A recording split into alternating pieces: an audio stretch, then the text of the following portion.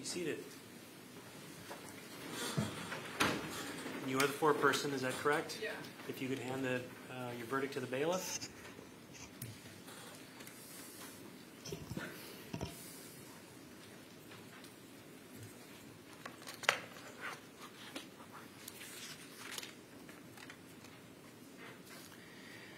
Okay. The verdict seems to be in order, and I will read it as follows. Question 1. At the time the crimes were committed, did the defendant have a mental disease or mental defect? Answer, no. There's no answer then for question 2. It is dated this date, July 27, 2023, signed by the foreperson. There were no dissenting jurors. Is there a request by either of the parties to have the jury polled? Mr. Saunders? No. Mr. Freilich? Yes. All right. We did this the last time, ladies and gentlemen. I'm going to poll you again. I'm going to start in the back. Ma'am, are these your verdicts? Yes. Ma'am, are these your verdicts? Yes.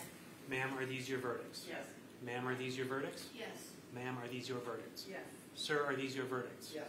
Ma'am, are these your verdicts? Yes. Start down here. Sir, are these your verdicts? Yes. Ma'am, are these your verdicts? Yes. Sir, are these your verdicts? Yes. Sir, are these your verdicts? Yes. Ma'am, are these your verdicts? Yes. Ladies and gentlemen of the jury, your service in this case is now completed. Many jurors ask if they are allowed to discuss the case with others after receipt of the verdict. Because your role in this case is over, you are not prohibited from discussing the case with anyone. However, you should know that you do not have to discuss the case with anyone or answer any questions about it from anyone other than from the court. This includes the parties, lawyers, the media, or anyone else.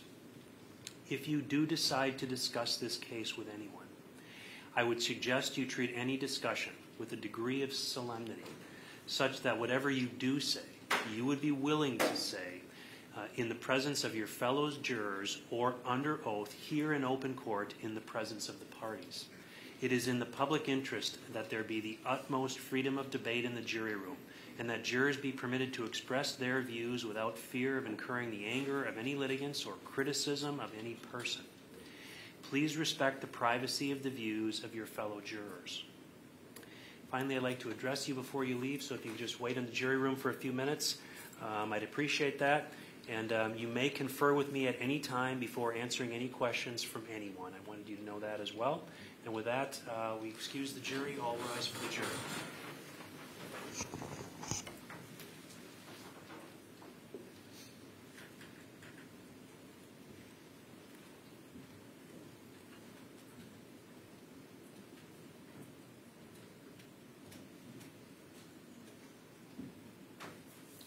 Be seated. Then, having received this verdict as well as the prior two, does the state have a motion regarding the verdicts? Mr. Saunders. I'd ask the court to accept the verdicts and enter a judgment of conviction. I do have a certified copy of a judgment of conviction, case 20 CF 998, as the basis of the repeater allegation in counts 1, 2, and 3 of information. Those will be received. Mr. Freilich, any response to that request? Your Honor, I bring a motion for judgment notwithstanding the verdict. I believe there's testimony, ample testimony in the record that my client was suffering from a mental disease or defect at the time of these offenses, and that she lacked the substantial capacity to appreciate the wrongfulness of her conduct and conform her conduct to the requirements of the law. I'd ask that you consider all of the testimony from Dr. Lighton, who is a seasoned veteran in the field of psychology, and the record. Thank you. Thank you. Well, I've listened to the entirety of the testimony over these last several days, and specifically regarding today's testimony with regard to the responsibility phase. I'm satisfied that the evidence is sufficient to support the jury's verdict, and I'm going to adjudge the defendant guilty on count 1 of first-degree intentional homicide as a repeater, count 2, mutilating a corpse as a repeater, and count 3, third-degree sexual assault as a repeater.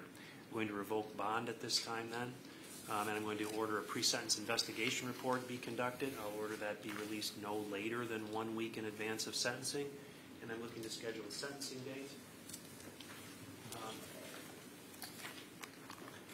September 19th. Let's check that out here. I already have a scheduled jury trial on September 19th and 20th, Your Honor.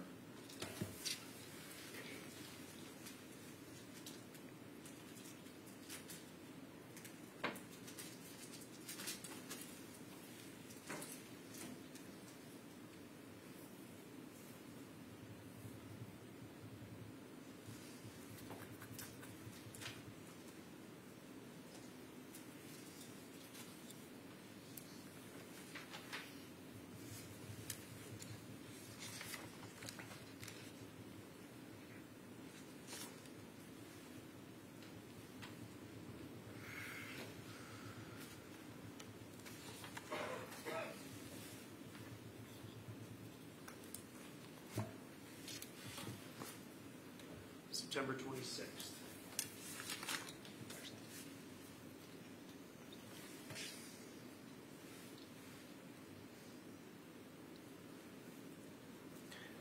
I just have an inquiry. Would it be set for the whole day, for half a day? I've got hearings that day, but I could try to move some things around. I understand, Mr. Fraley, and I'd appreciate it if you could do that. That's 2 months out. I have things on that day too, and Yes. you might be getting a phone call. You might be getting a phone call from my office asking if one of these cases can be moved, which will be easy to get permission for me to do that. But I would schedule it for 8:30 in the morning. I don't know how long it's going to take, but I would plan on the matter taking the entirety of the day. Your Honor, I think I can move everything, but if it could it start at 9:30? Sure, I don't have a problem with that. 9:30 in the morning. Mr. Saunders, I see you checking in the back. I'm assuming with the crime victim. Is that an acceptable date to schedule? Yes, I believe it is. Okay. September 26th, 9:30 in the morning. I'll have that scheduled for the balance of the day.